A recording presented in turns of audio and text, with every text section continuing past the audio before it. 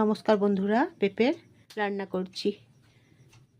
এই যে পেঁপে নিয়েছি পাত্রে একটা, রান্না করছি। কড়াই গরম করে নিচ্ছি, কালো জিরে ফোড়ন দিচ্ছি,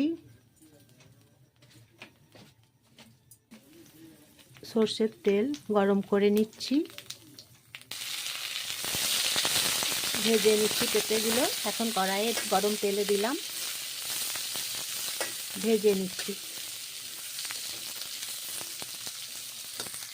আচ্ছা দেখুন, তারপরে ধনে গুঁড়ো, মানে ধনেটাকে প্রথমে রোস্ট করে নিয়ে, মশলা বেটে নিয়ে, ভেজে নিয়ে বেটে নিয়ে, তারপরে সেই রোস্ট করা ধনে গুঁড়ো এখন পেঁপের মধ্যে অ্যাড করেছি।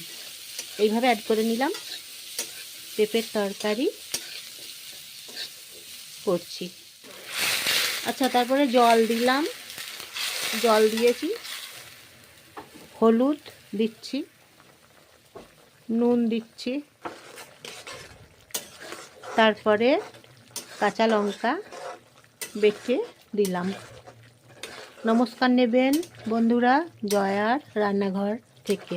সবাই নমস্কার নেবেন, একটা লাইক করবেন, একটা সাবস্ক্রাইব করবেন, শেয়ার করে দেবেন, আপনাদের আপনজনদের সবাইকে শেয়ার করে দেবেন।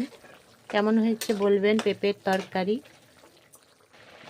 হয়ে গেছে, পেঁপের তরকারি, পেঁপে ঘন্ট। সামান্য মুগের ডাল দিয়েছি, গা ঘি দিচ্ছি।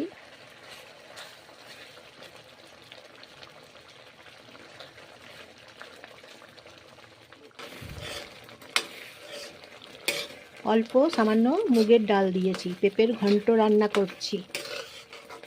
পেঁপেগুলো একদম নরম হয়ে গেছে, এই যে দেখুন সেদ্ধ হয়ে গেছে, একদম নরম হয়ে গেছে, পেঁপেগুলো গলে গেছে। পেঁপের ঘন্ট রান্না করে নিচ্ছি। এইভাবে বানিয়ে ফেলুন আপনারা পেঁপের ঘন্ট। দেখুন একটা পাত্রে নিয়েছি, এখন রেখেছি পাত্রে।